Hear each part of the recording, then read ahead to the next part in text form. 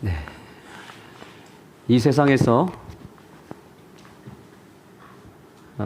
사람들이 가장 좋아하는 숫자가 있다면 여러 가지 숫자가 있겠지만 어떤 숫자를 좋아할까요?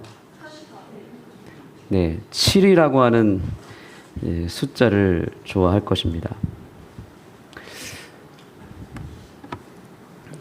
화면이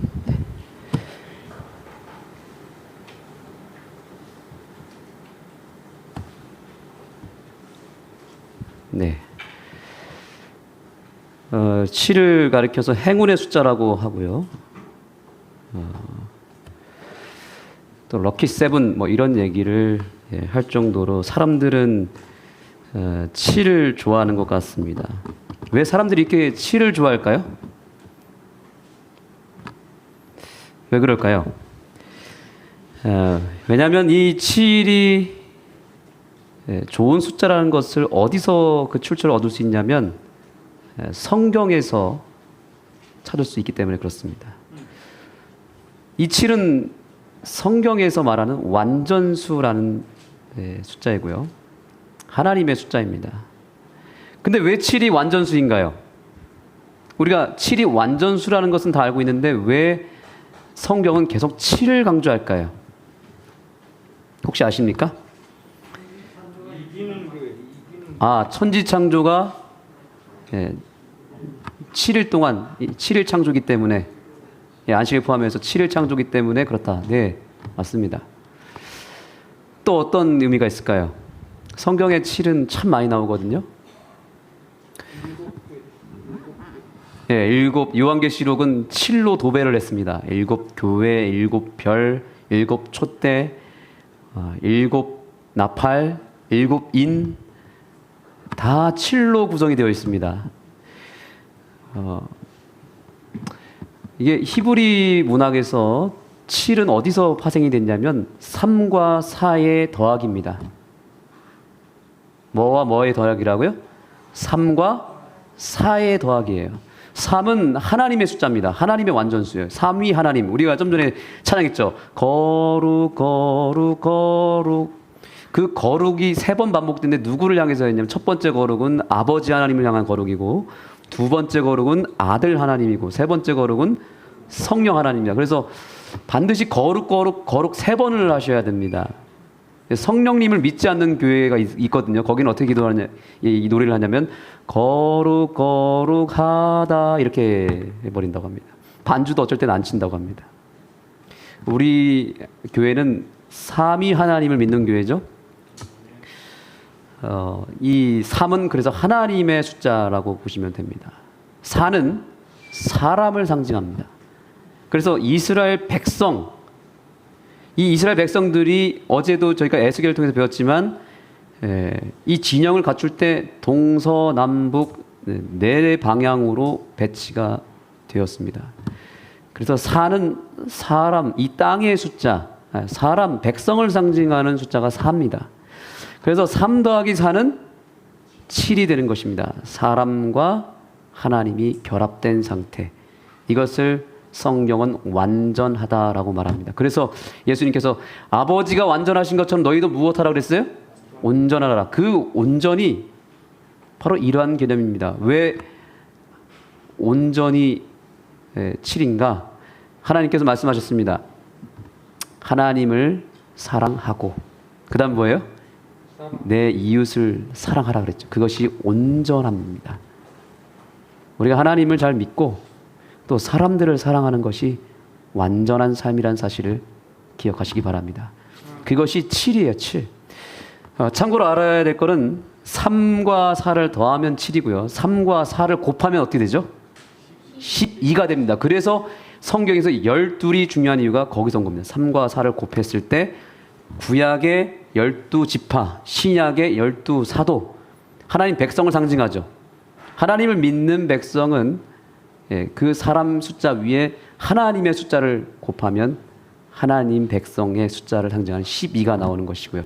그 12와 12를 곱하면 144가 되고요. 그 144 곱하기 1000, 군대를 상징하는 1000을 더하면 14만 4천이 되는 것입니다. 수학 시간이 아니기 때문에 여기까지만 하겠습니다. 여하튼 성경은 유독 무엇을 강조한다는 거예요? 7을 강조한다는 사실을 꼭 기억하시기 바랍니다. 우리 교회 이름이 참 길어요. 그런데 긴 이유가 있습니다. 우리가 보통 안식일교회, 재림교회 말하지만 사실 우리 교회의 원래 이름은 제7일 안식일 예수 재림교회라는 사실입니다. 유일하게 7을 강조하는 교회가 있다면 우리 재림교회예요. 그래서 우리가 그동안 이 이름이 너무 길어가지고 약식으로 안식일교회 이렇게 했고, 또 어떤 경우는 재림교회라고 표현을 하지만 사실 정말 중요한 이름이 하나 있다면 그것은 제7일입니다. 제7일. 제가 오늘 이것을 강조하는 이유가 있습니다.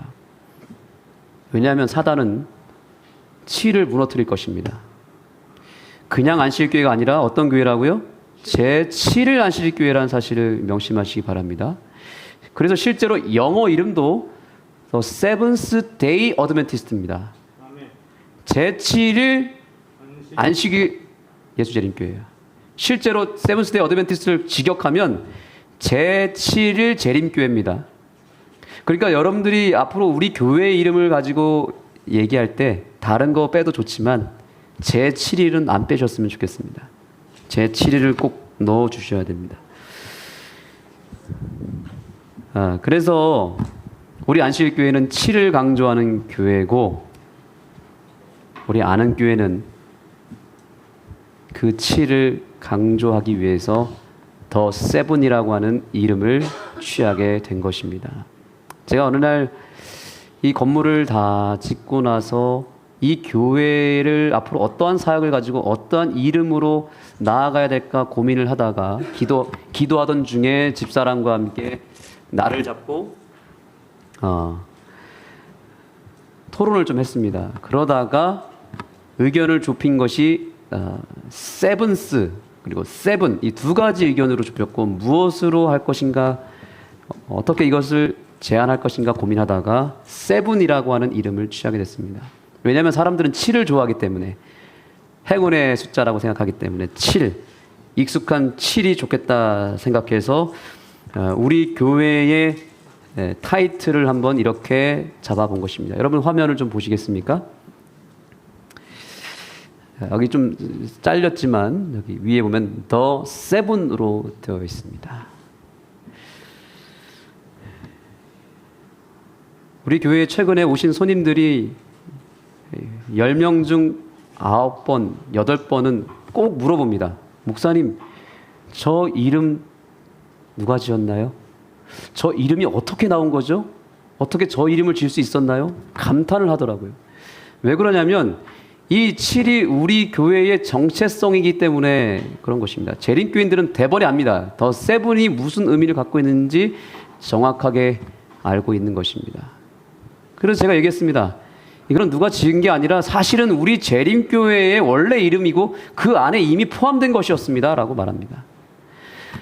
세븐스 데이 어드벤티스트 철치에서 맨 앞에 글자인 세븐만 강조를 한 것이지 사실 새로운 것을 만들어낸 게 아니라는 사실입니다.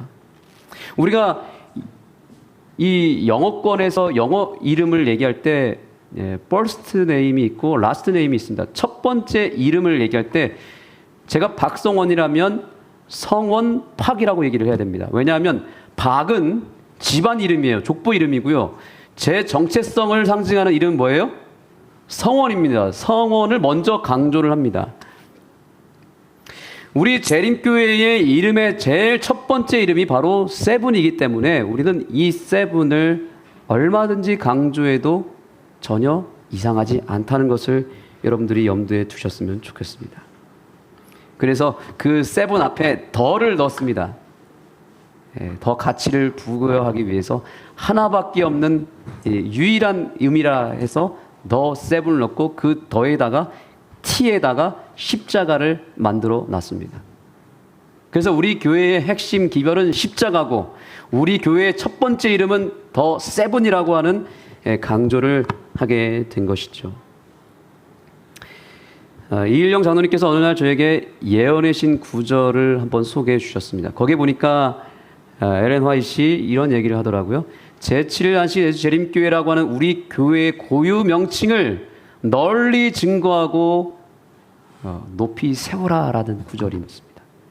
근데 그 구절을 봤을 때 제가 딱 꽂혔던 건 뭐였냐면 바로 제7일이었습니다.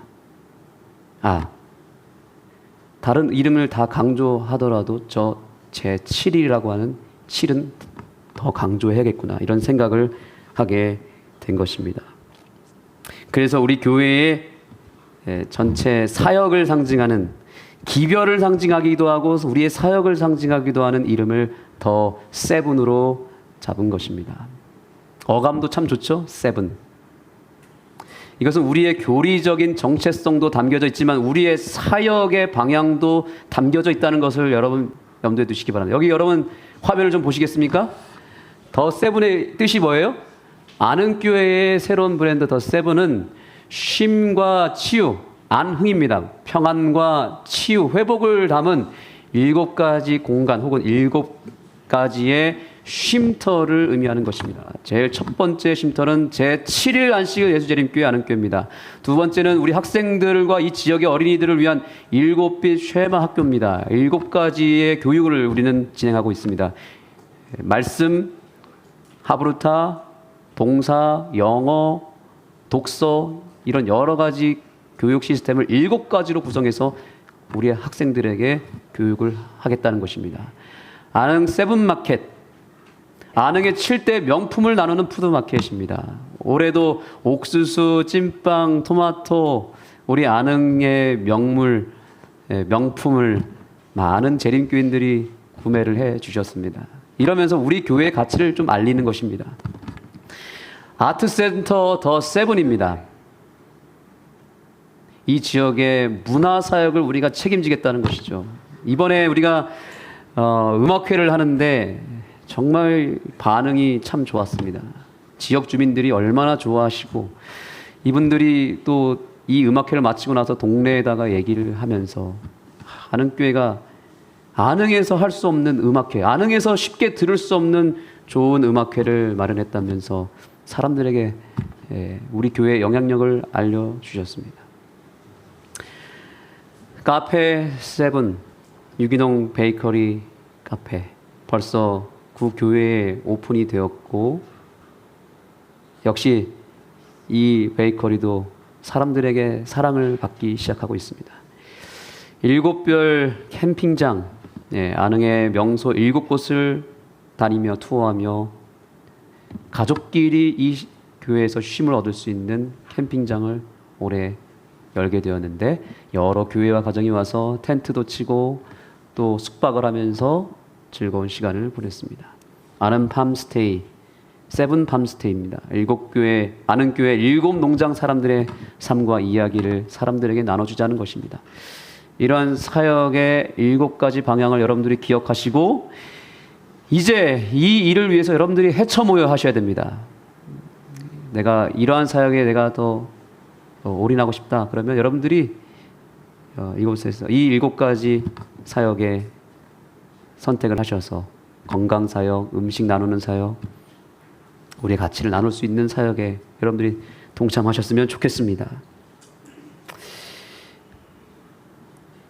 제가 이렇게 더 세븐이라는 타이틀을 발견하면서 기쁨 가운데 있었는데 사진 한 장을 딱 보게 되었습니다.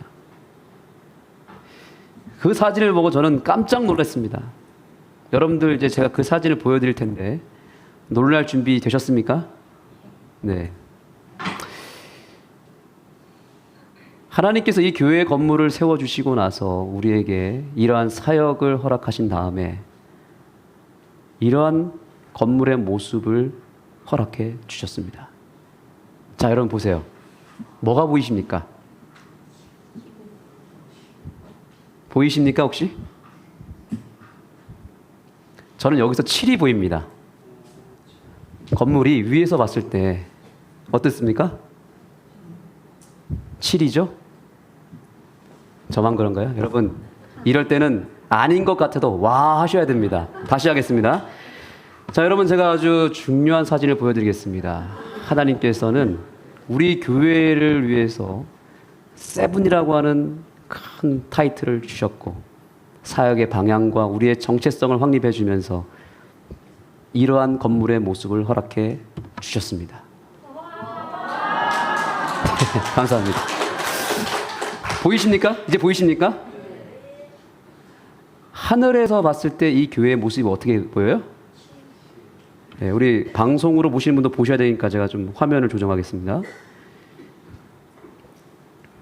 예, 7의 모습을 하고 있다는 것입니다. 저는 이것이 큰 섭리라고 생각합니다. 이건 의도하지 않았습니다. 이걸 뭐 처음부터 의도해서 이렇게 지어야겠다 아니었습니다. 그런데 하나님께서는 하늘에서 봤을 때 완전수 7처럼 우리가 온전한 교회가 되기를 원하신다는 것을 하나님의 음성으로 저는 들은 것입니다. 우리 아는 교회가 7 완전수처럼 하나님을 온전히 사랑하고 이웃을 온전히 사랑하는 완전수 7에 합당한 교회가 되기를 예수님의 이름으로 축복합니다.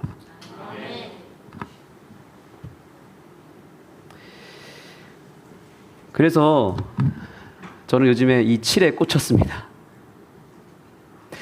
저희 아버지 성함이 박종칠입니다. 근데 더 놀라운 것은 저는 어렸을 때 아버지 이름이 좀 촌스럽다고 생각이 들었어요. 아빠 그래서 이름을 바꾸시라고 그랬어요. 박종철로 좀 바꾸시면 안 되냐고 했더니 안 된대요. 나는 제7일 안식일 예수재림교회 성도기 때문에 저희 아버지가 장로교회에서 개정을 하셨거든요. 그래서 완전히 우리 재림교회에 꽂히셨어요. 그래가지고 다 내려놓고 제주도에 내려가셔서 형님도 전도하고 해가지고 그 큰형님이 지금 제주도에 이제 서귀포교회 장로님이 되셨는데 바꿀 수가 없다는 거예요. 종칠. 근데 더 놀라운 것은 족보에는 이 학렬에 의해서 종이 아니라 제자래요. 어이 제. 그 원래 이름은 제7이래요. 제7. 그래서 나는 뼛속부터 제7일 안식일 교인이구나 생각을 했습니다. 박제7의 아들로 저는 태어났잖아요. 태어나 보니까 제7일 안식일 예수 재림교회에 있는 것입니다. 여러분도 뼛속까지 제7일 안식일 예수 재림교회 성도가 되기를 소망합니다. 절대로 이 제7일 날짜를 잊어버리시면 안 되겠습니다. 이 7의 가치는 앞으로 점점 커질 것입니다. 왜냐하면 사단이 이 7을 공격할 것이기 때문에. 그래서 저는 오늘 성경으로 근거로 해서 7의 가치를 소개하려고 합니다. 첫째, 7은 구약에도 매우 중요한 숫자로 등장합니다. 7은 구약에서 창조를 상징하는 숫자로 나타나죠. 우리 성경 말씀 창세기 2장 2절 3절에 보시면 하나님의 지으시던 일이 몇째 날에 마쳤다고요? 7째 날에 마치셨으니 7째 날에 하나님이 안식하셨다 그랬습니다. 그리고 7째 날을 특별히 복 주셨다고 말씀하고 있다는 사실입니다. 하나님이 모든 날에 복을 주셨지만 특별한 복을 어디다 주셨다고요? 7째 날에 허락해 주셨다는 사실을 기억하시기 바랍니다. 그 날을 복 주셨고 그 날에 안식하셨습니다.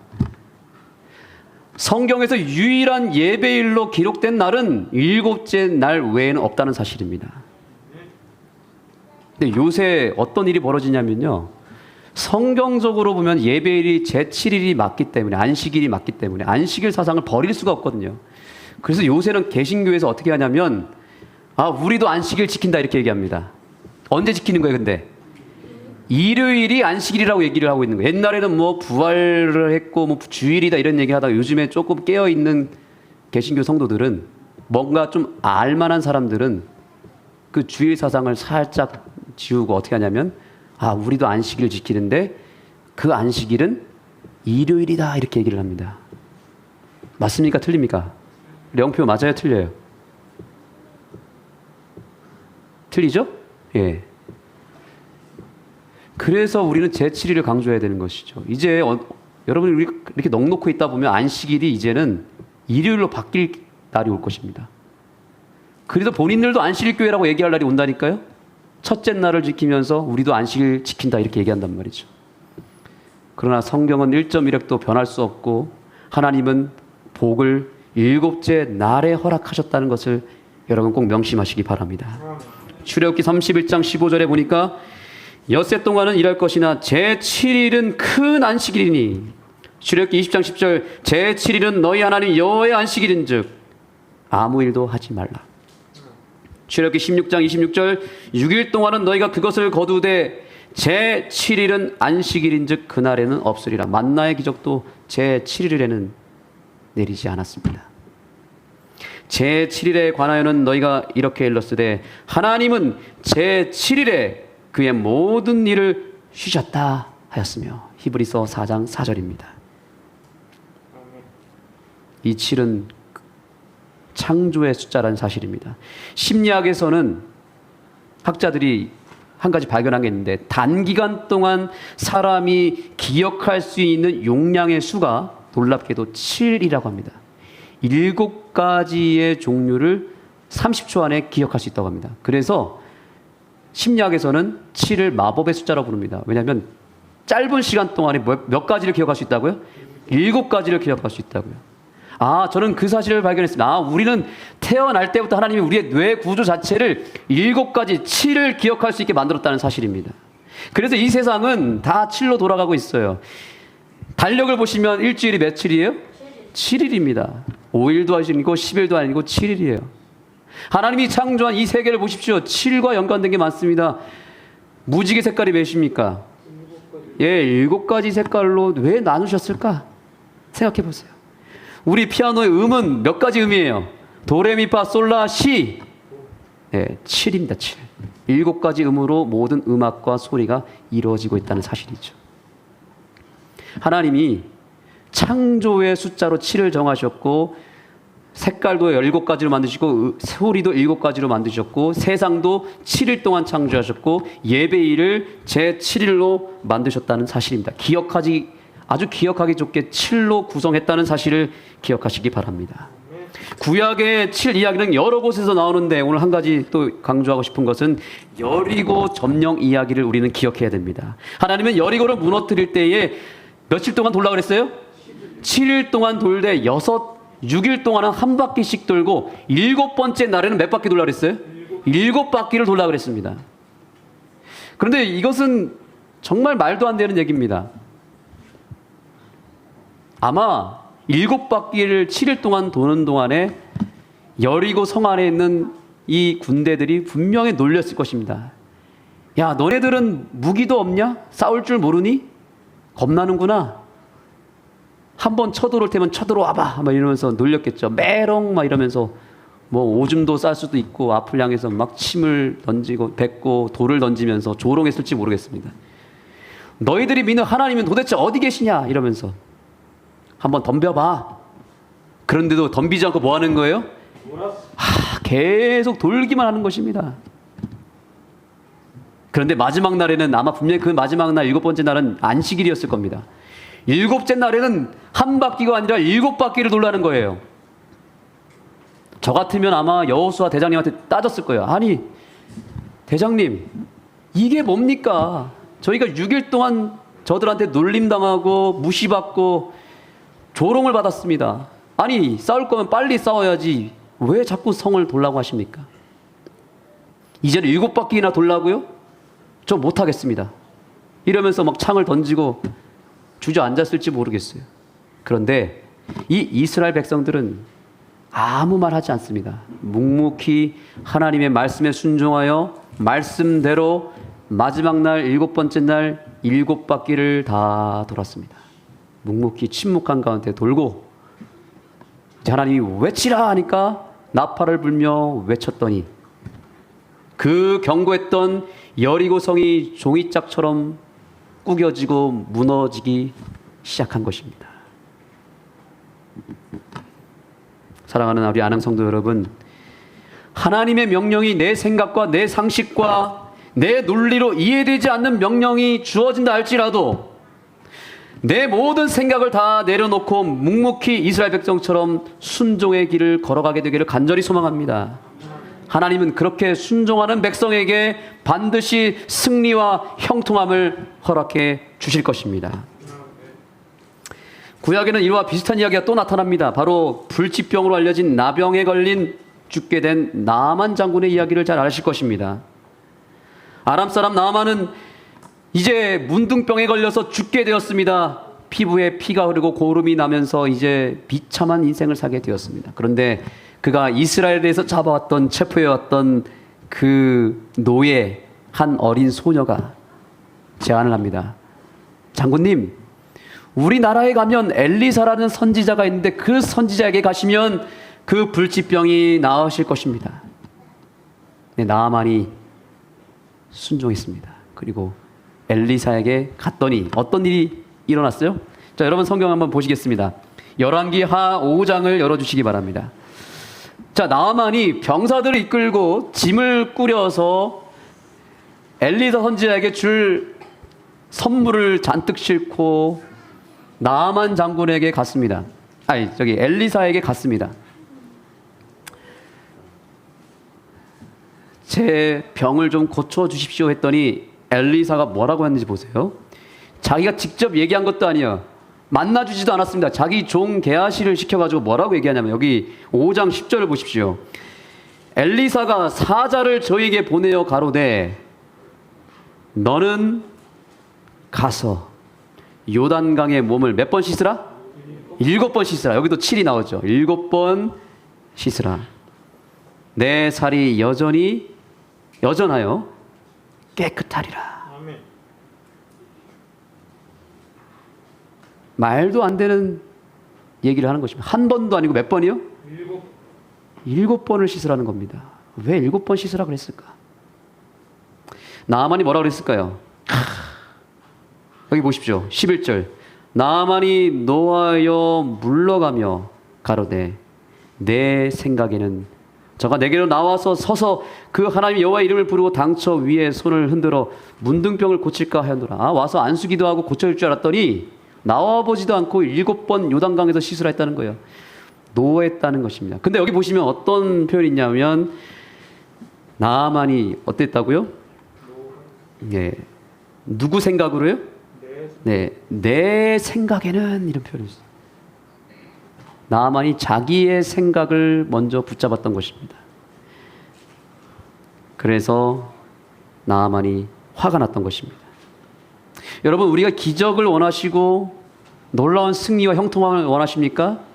그렇다면 내 생각을 내려놓으시기 바랍니다. 나아만은 내 생각을 처음에 붙잡았지만 나아만이 위대한 이유는 뭐냐면 자기의 생각과 자기의 교만한 마음을 내려놓고 여기 14절에 보시니까 다 같이 읽겠습니다. 14절입니다. 여러분의 삶에 이 역사가 일어나기를 소망하는 분들은 읽겠습니다. 5장 14절 시작. 나아만이 이에 내려가서 하나님의 사람의 말씀대로 요단강에 7번 몸을 잠그니 그 살이 여전하여 어린아이의 살 같아서 깨끗하게. 아멘. 사랑하는 아랑교회 성도 여러분, 제7일 안식일 아랑교회 성도 여러분, 나아만과 같이 여기 말씀처럼 하나님의 말씀대로 순종하게 되기를 간절히 소망합니다. 여러분, 저와 여러분이 바로 이 나아만과 같은 백성들이라 생각합니다. 우리가 처음에 이방인이었습니다. 그런데 누군가로부터 소개를 받아서 선지자를 통해서 기별을 받았고 제7일을 지키라고 7번을 받았습니다. 7이라고 하는 숫자를 받았습니다. 그러나 오늘날 제7일 안식일을 지킨다는 것은 정말 상식에 어긋나는 일입니다. 세상 사람들은 다 일요일에 예배를 드립니다. 자기 생각에는 일요일에 지키는 것이 더 합리적이고 더 대세를 따른다고 생각이 되어서 많은 사람들이 그 대세를 따라가고 있습니다. 그런데 저와 여러분은 어떻습니까? 나아만 장군처럼 내 생각, 내 상식을 다 내려놓고 그것을 버리고 순종하는 백성이 되지 않았습니까? 말씀의 제7일에 7번째 날에 예배하라고 하신 하나님의 말씀을 붙잡고 마치 나아만이 모든 자존심과 체면과 자기 생각을 다 내려놓고 굴욕적이지만 요단강에 가서 7번 몸을 잠갔을 때 그의 모든 불치병이 다 나았던 것처럼 오늘날 우리가 내 생각과 내 상식을 다 내려놓고 하나님의 말씀을 철저하게 순종하게 될 때 우리의 삶에 놀라운 기적이 일어날 것이고 회복이 일어날 것이고 형통함이 밀려올 것을 저는 확신합니다. 특별히 제7일 안식일을 말씀대로 순종하고 지키는 여러분의 삶 가운데 나아만에게 임했던 놀라운 부흥과 회복이 임하게 되기를 간절히 소망합니다. 이제 신약으로 좀 가보겠습니다. 신약에서도 7 이야기가 나타납니다. 자, 구약에서의 7은 창조를 상징했다면 신약에서의 7은 구원의 숫자라고 저는 생각합니다. 어떤 숫자라고요? 구원의 숫자입니다. 자, 여러분, 마태복음에 보면 예수님의 족보가 나오는데 놀랍게도 14대 14는 뭐의 2배죠? 7의 2배입니다. 7의 2배 14대를 거쳐서 3번 반복합니다. 하나님으로부터 시작해서 예수님까지 나타나시는 이 족보의 내용이 14로 3번씩 반복됐다는 사실입니다. 그 다음에 놀라운 것은 예수님의 족보가 누가복음에도 한 번 더 나타나는데 거기서는 거슬러 올라가죠. 예수님 이상은 누구요, 그 이상은 누구요 해서 셋까지 갑니다. 셋의 이상은 아담이요, 아담의 이상은 누구라?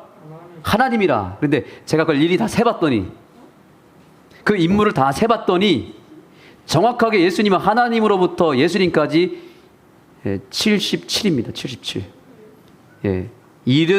77번째 후손으로 태어나신 것입니다. 그러니까 7은 누구의 숫자예요? 예수님의 숫자입니다. 하나님의 77대 손이시고 아브라함으로부터 14대 3번에 걸치면 예수님이 탄생하시는 것입니다. 예수님은 7을 참 좋아하셨습니다. 여러분의 성경 마태복음 18장 21절을 보시겠습니다. 그때에 베드로가 나와 가로되 주의 형제가 내게 죄를 범하면 몇 번이나 용서하여 주리까? 7번까지 하오리까? 했더니 예수님이 뭐라고 하셨죠? 예수께서 가라사대 내게 이르노니 7번뿐 아니라 그 다음에요 70번씩 7번이라도 될지니라. 아멘. 이 말은 무엇을 의미하죠? 예수님께서는 한 번 용서하시면 끝까지 용서하시는 분이란 사실입니다. 70번씩이라도 7번 용서하라는 것입니다. 우리 예수님께서는 여러분들을 다 용서하셨습니다. 한 번 예수님이 용서하시면 끝까지 용서하시는 분이십니다. 우리가 과거에 지은 죄도 다 용서하셨고 지금 짓는 죄까지 용서하셨고 앞으로 이 땅에서 살아갈 때 지은 모든 죄까지 다 한 번의 십자가에서 용서하셨고 완전히 용서했다는 사실입니다. 숫자 7이 완전을 상징하듯이 70번씩 7번 용서하라는 그 예수님의 말씀은 하나님께서 저와 여러분의 죄를 완벽하게 십자가에서 다 지웠다는 의미를 얘기한 것입니다. 이제 숫자 7은 마지막 책 요한계시록에도 등장합니다. 이제 여러분의 성경을 펼치셔서 요한계시록 1장으로 향하시겠습니다. 요한계시록 1장 20절은 다 같이 읽겠습니다.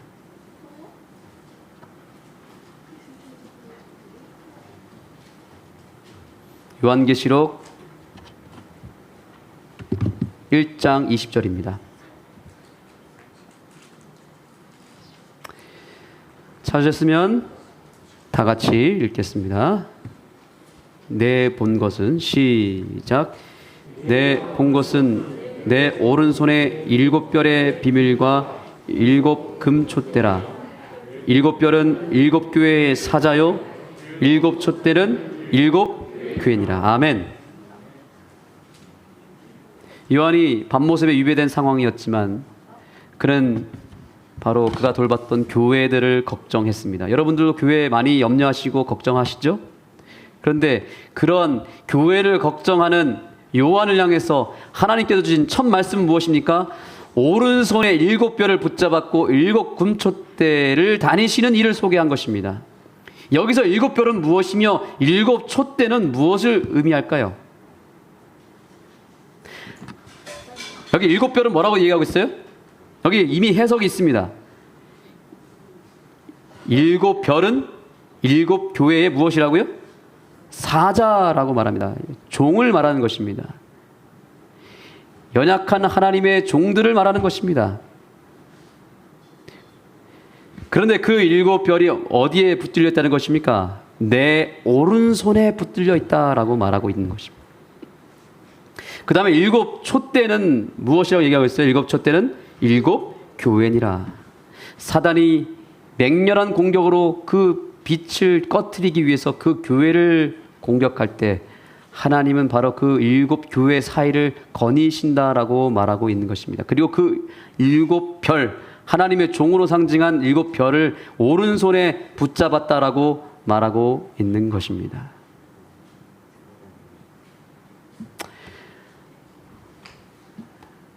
그래서 사도행적 586페이지에서는 이런 구절이 있습니다. 잘 들어보십시오.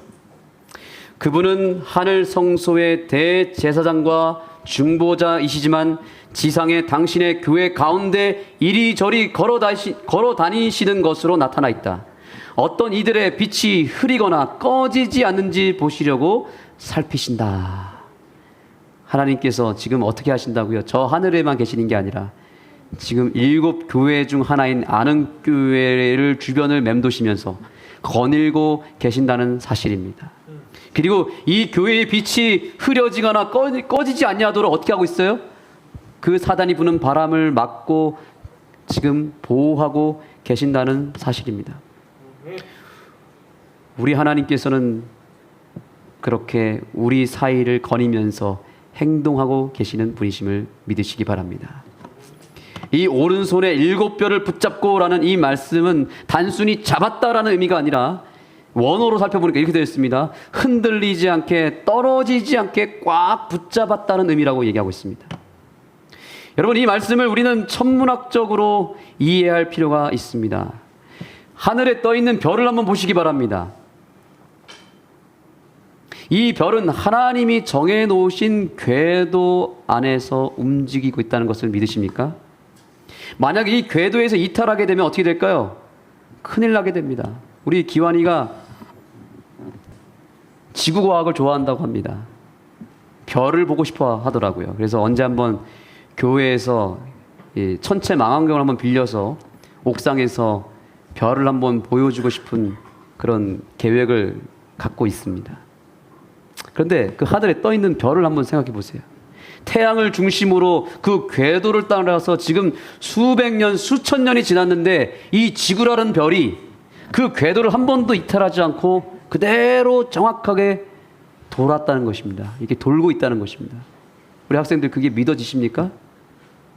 정말 하나님이 계시지 않다면, 정말 진화론이 맞다면 어떻게 이 지구가 누가 돌려주지도 않는데 어떻게 그 스스로 그 궤도를 조금 더 벗어나지 않고 돌 수 있다는 말이에요. 만약에 이 별이 조금이라도 태양과 조금이라도 가까워지면 이 지구는 다 타버립니다. 조금이라도 멀리 떨어지면 어떻게 되는 줄 아세요? 기환 학생? 어떻게 될까요? 조금만 멀리 떨어지면 얼음별이 돼버립니다. 그런데 어떻게 정확하게 태양을 중심으로 그 궤도를 벗어나지 않고 6,000년이 넘도록 이 지구는 아주 기가 막히게 딱 생존에 필요한 온도와 환경에 맞춰서 지구가 지금 돌아가고 있다는 사실입니다. 이건 기적이에요, 기적. 우연이 아닙니다. 우연이라고 말하기에는 너무 어렵습니다. 그래서 히브리서 1장 3절에 보면은 하나님은 만물을 붙들고 계신다라고 말하고 있습니다.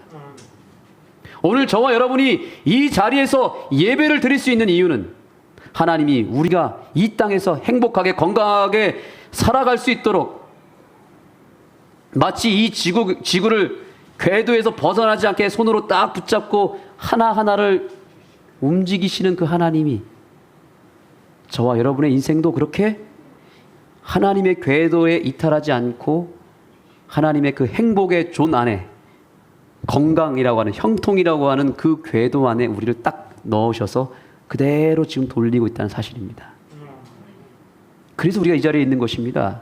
하나님이 단 하루라도 지구를 놔버리면 어떻게 될까요? 지구는 튕겨나가거나 타버립니다. 근데 이 지구라고 하는 작은 별을 하나님이 붙잡고 있었기 때문에 이 지구가 지금도 이렇게 생존하고 있는 것입니다. 하나님이 잠깐 다른 일을 하시거나 조금이라도 한눈을 팔았더라면 저와 여러분은 이미 죽고 없었을 것입니다. 그러나 하나님께서 우리를 하나님의 그 오른손에 넣으셔서 여기까지 인도해 주셨다는 사실입니다. 복음교역자 14페이지에 이런 말이 있습니다. 7별로 표상된 하나님의 종들은 처음과 나중이신 그리스도의 특별하신 염려와 보호 아래 있다. 저 하늘의 별들은 모두 하나님의 통제를 받고 있으며 하나님께서 이들을 빛으로 채우시고 그 운행의 방향을 정하고 인도하신다. 만일 그렇게 아니하시면 별들은 떨어지고 말 것이다. 하나님의 종들도 이와 같다. 그들은 하나님의 손에 들린 연장에 지나지 못하며 그들이 성취하는 선한 일들은 모두 하나님의 능력으로 이루어진 것이다. 아멘. 살아계신 하나님께서 오늘 저와 여러분의 인생도 그렇게 붙들고 있다는 사실을 믿으십니까, 여러분? 꽉 붙잡고 계시는 그 하나님의 놀라운 섭리를 여러분 기억하게 되기를 간절히 소망합니다. 하나님의 오른손에 붙들려서 내가 죽지 않고 여기까지 온 것을 감사하는 이 안식일이 되기를 간절히 소망합니다. 하나님께서 우리에게 오른손에 우리가 붙들려 있다라는 얘기를 지금 하고 있습니다. 여기에는 약속이 포함되어 있습니다. 오른손으로 붙잡았다는 표현은 악수의 의미를 가지고 있다고 합니다. 이것은 언약 용어입니다. 우리 언약을 맺을 때 계약하고 뭐 하죠? 악수하죠. 그런데 이스라엘에는 악수법이 조금 특이하다고 합니다. 상대방의 손을 잡는 게 아니라 어디를 잡을까요? 자, 우리 수민이가 앞으로 내보냈어요. 이렇게 악수를 하는 게 아니라 이 팔목을 이렇게 잡는다고 합니다.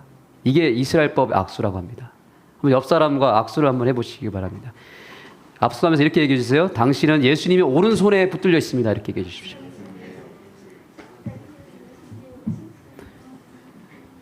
이렇게 악수를 하게 되면 어떤 현상이 나타날까요? 상대방이 힘이 풀려서 놔버려도 어떻게 되죠? 한쪽에서 꽉 붙잡고 있으면 절대 떨어져요, 안 떨어져요? 절대로 풀리지 않는다는 사실입니다. 예수님께서 우리를 오른손으로 붙잡았다는 것은 우리를 향해서 서로 사랑하기로 악수를 해버렸다는 것입니다. 아까 하나님의 숫자인 3과 사람의 숫자인 4가 결합되면 완전수가 되듯이 우리가 온전하게 된 것은 우리 인간 죄인이 하나님과 악수를 했기 때문에 그런 것입니다. 이게 완전한 상태예요. 그래서 우리가 때때로 연약해서 하나님을 손에 놓고 벗어나게 된다 할지라도 하나님은 우리를 놓는다 안 놓는다? 절대로 우리를 놓지 않는다는 사실입니다. 한쪽에서 확실하게 붙잡았기 때문에 결코 끊어지지 않는 언약으로 우리를 구원했다는 사실입니다. 사랑하는 안흥 성도 여러분, 우리가 혹 주님을 놓는다 할지라도 우리 주님은 절대로 우리를 놓는 일이 없다는 사실을 명심하시고 하나님의 그 오른손을 확실하게 붙잡는 이 안식일이 되기를 소망합니다. 하나님은 반드시 구원해 주실 것입니다. 이 자리에서 절대로 멸망받을 백성은 안 사람도 없습니다. 왜냐하면 우리가 하나님 확실히 붙잡아서가 아니라 하나님이 나를 확실하게 붙잡았기 때문에 왼손도 아니고 오른손으로 붙잡았기 때문에, 하나님의 권능과 승리를 상징하는 오른손으로 우리를 완전히 붙잡았기 때문에 우리는 절대로 멸망받을 일이 없을 것입니다. 이 사실을 믿으시기 바랍니다. 이제 찬양하겠습니다. 오늘 함께 부를 찬양은 주님여 이 손을 꼭 잡고 가소서 참여합니다. 여러분의 주보를 열어주시면 주보에 찬양의 가사가 있습니다.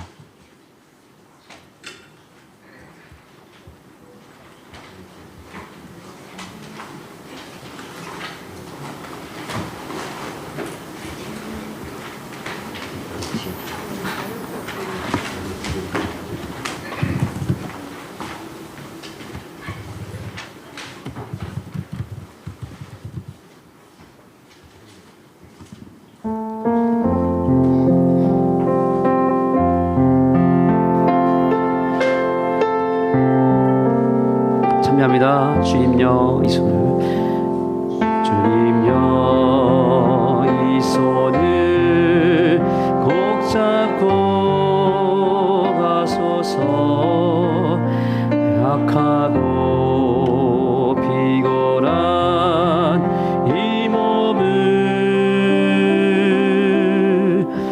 폭풍 흑암소 해치사 빛으로 손잡고 날 인도하소서.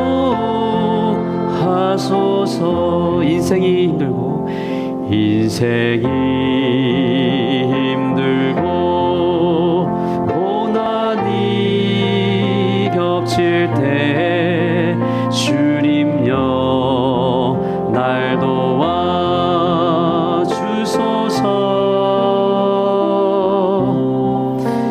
외치는 이 소리 귀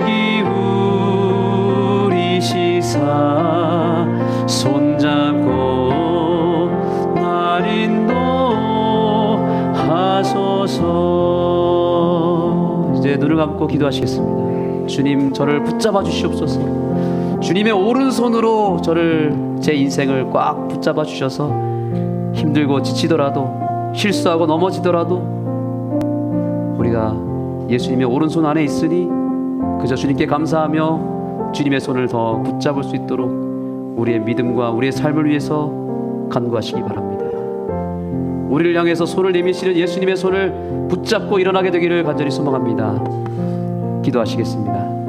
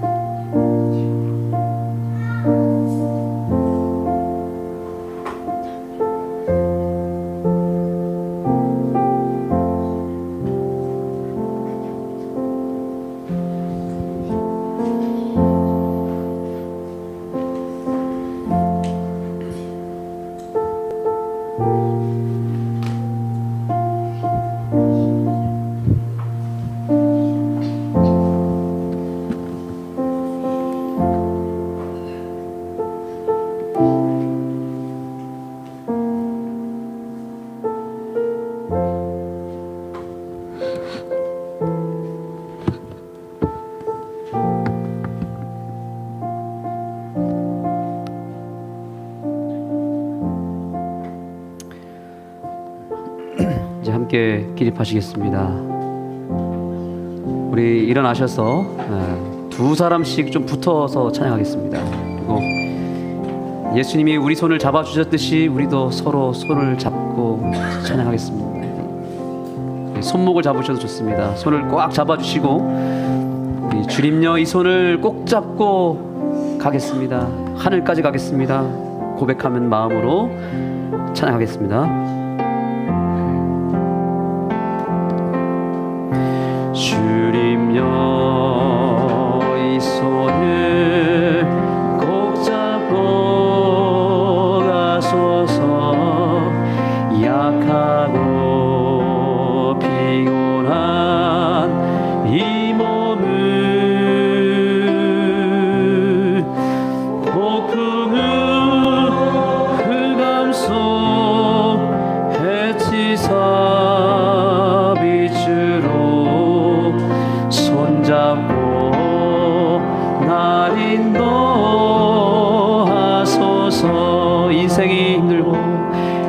인생이 힘들고 고난이 겹칠 때 주님여 날 도와 주소서. 외치는 이 소리 귀 기울이시사. 손잡고 날 인도하소서.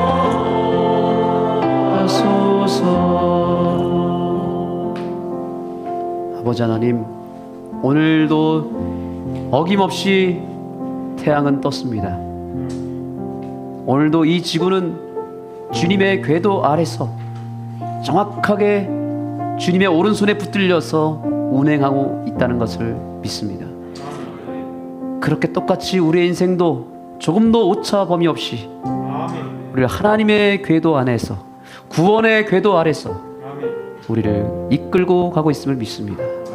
우리가 주님의 오른손에 확실하게 있음을 믿습니다. 우리가 아무리 벗어나려고 해도, 우리가 주님의 손을 놔도 주님께서는 우리를 끝까지 붙들고 그 구원의 반열에 도달할 수 있도록 인도해 주실 것을 저희가 믿습니다. 하나님, 저희를 붙잡아 주셨사오니 저희도 이 구원의 확신 가운데 예수님의 구원에서는 확실하게 붙잡을 수 있도록 도와주시고, 다른 한 손은 아직 예수님을 알지 못하고 멸망으로 향해 가는 우리의 이웃들과 가족들의 손을 붙잡고 그들을 하늘까지 이끌 수 있는 그런 구원의 통로, 구원의 징검다리 될 수 있도록 도와주시옵소서. 하나님, 오늘 귀한 예물을 드린 손길들이 있습니다. 이 예물을 주님께서 받아주시고 주님의 영광을 드러내고 주님의 구원을 이룰 수 있는 곳에 사용되어질 수 있도록 도와주시옵소서. 그리고 이 예물을 드린 손길 위에 주님의 오른손의 능력을 더하여 주시옵소서. 예수 그리스도의 귀하신 성모 받들어 간절히 축원하나이다. 아멘.